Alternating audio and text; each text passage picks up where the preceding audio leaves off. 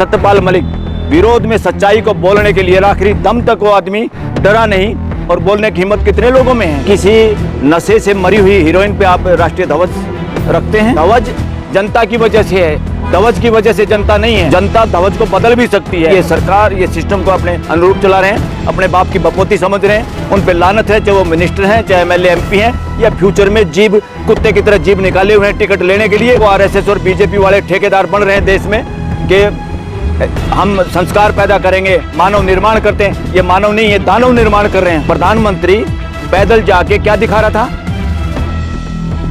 ये घटियापन और छोटा दिमाग और ये बहुत छोटापन है। सरकार में जो लोग बैठे हुए हैं, सरकार में जो लोग बैठे हुए हैं, उनकी जिम्मेदारी होती है शालीनता से आचरण करें और समाज के सामने मानवीय आचरण को पेश करें।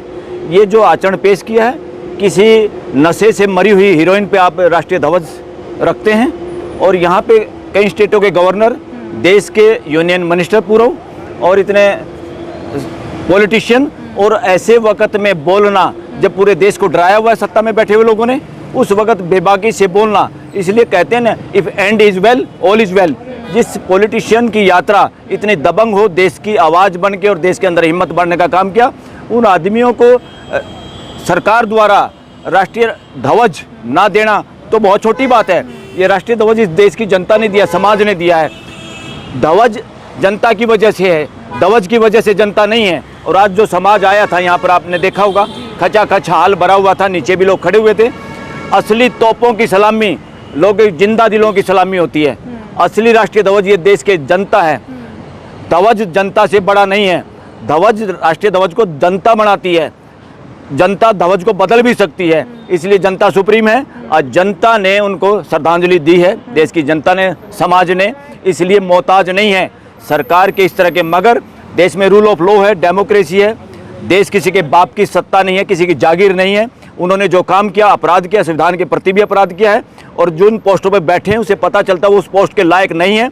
वो एक तरह से, पहले तो पूरा देश ही कह रहा है ये चोरी चकारी की सरकार है। अब तो राहुल गांधी ने भी, अपोजिशन के लोगों ने भी, देश को पता है चोरी चकारी की सरकार, चोरी चकारी से बने हुए इलेक्शन कमिश्नर, और इस तरह से कब्जा करके इतना छोटा दिमाग दिखाना।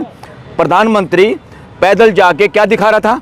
शालीनता। जब अटल बिहारी वाजपेयी की डेथ हुई थी, वो वहाँ जाके दिखा रहा था बड़ा भारी संस्कारी आदमी है। और आज कहाँ गए उसके संस्कार? और इस देश में जो ये मजाक बना रखा है, कुछ लोगों को विशेष जगह पे दफनाया जाए या उनके संस्कार किए जाए, बाकी लोगों को उन पर राष्ट्रीय ध्वज भी ना डाला जाए, या उनको सरकारी गाड़ी मुहैया जो फैसिलिटी बनती थी वो ना दी जाए। इससे साबित होता है ये सरकार ये सिस्टम को अपने अनुरूप चला रहे हैं, अपने बाप की बपोती समझ रहे हैं, जो देश की जनता होने नहीं देगी।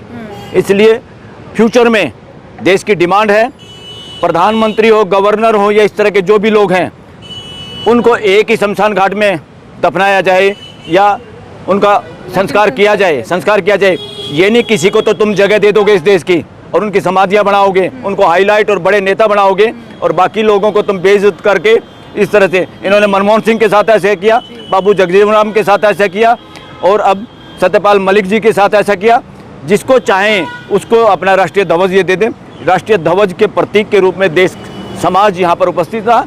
यही देश की तोप है, इंसानों के बिना तोप नहीं चलती। तो असली सलामी तो जनता की सलामी है।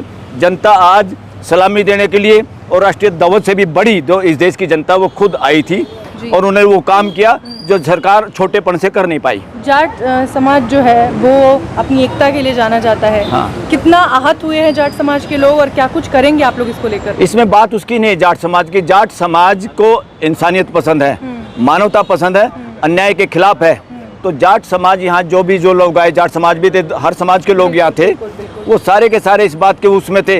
ये सारे वो निडर लोग थे। बहुत सारे नेता जो बीजेपी में हैं, इवन जाट लोग भी, या जो और पार्टियों में भी हैं, वो यहाँ नहीं आए, आज भी नहीं आए। उन पे लानत है। ऐसे कमज़ोर बुद्धिजील लोगों का कोई राजनीति में जगह नहीं होनी चाहिए। समाज को देखना चाहिए जो आज इस तरह की आवाज़ को बुलंद जिसने किया। ऐसे तानाशाही के दौरान जिस आदमी ने अपनी आवाज़ बुलंद करी, उस वक़्त भी उस आदमी की श्रद्धांजलि में जो डर के मारे नहीं आए, उन पे लानत है। चाहे वो मिनिस्टर हैं, चाहे एमएलए एमपी हैं, या फ्यूचर में जीभ कुत्ते की तरह जीभ निकाले हुए हैं टिकट लेने के लिए, ऐसे लोगों पे लानत है। और समाज को सबक सिखाना चाहिए। ऐसे लोग पॉलिटिक्स के काबिल नहीं हैं। ऐसे लोगों ने इस देश की राजनीति को नपुंसक बना दिया है। ये लोग पार्लियामेंट में भी भेजने का मतलब है नपुंसक लोगों को पार्लियामेंट और विधानसभाओं में भेजना। समाज को देखना चाहिए और इनको कभी भी ऐसे लोगों को, इस तरह के लोगों को आगे नहीं आना चाहिए जिन लोगों ने पैसा कमा लिया या कोई पदों के लालच में है, जो एक इस संस्कार को भी भूल गए, हमारी संस्कृति को, कि अंतिम संस्कार के वक्त तो हमारी जो संस्कृति है, दुश्मन के यहाँ भी हम लकड़ी डालने जाते हैं। और ये जो अपने आप को आरएसएस और बीजेपी वाले ठेकेदार बन रहे हैं देश में कि हम संस्कार पैदा करेंगे, मानव निर्माण करते हैं, ये मानव नहीं, ये दानव निर्माण कर रहे हैं। और दानवता देख ली सरकार में बैठे हुए लोगों की। कहाँ है प्राइम मिनिस्टर और गृह मंत्री?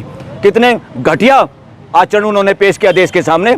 देश इसको भूल नहीं पाएगा और पूरा समाज भी भूल नहीं पाएगा और किसान समाज भी नहीं भूल पाएगा। और ये असली नेता इस तरह के नेता हैं जो देश के नेता हैं, जैसे सत्यपाल मलिक। विरोध में सच्चाई को बोलने के लिए आखिरी दम तक वो आदमी डरा नहीं, और बोलने की हिम्मत कितने लोगों में है यहाँ पर। बाकी लोगों को आप जानबूझ के ऐसे नेताओं को किसानों का नेता, जाटों का नेता, गुज्जर का नेता, शेड्यूल कास्ट का नेता, मजदूर का नेता बनाते हैं और खुद वर्णवादी लोग, मनोवादी लोग अपने आप में देश का नेता बनते हैं। ये फ्रॉड लोग हैं, इनसे पूरे देश को सावधान होने की जरूरत है। बहुत बहुत शुक्रिया सर हमसे बातचीत करने के लिए। Thank you.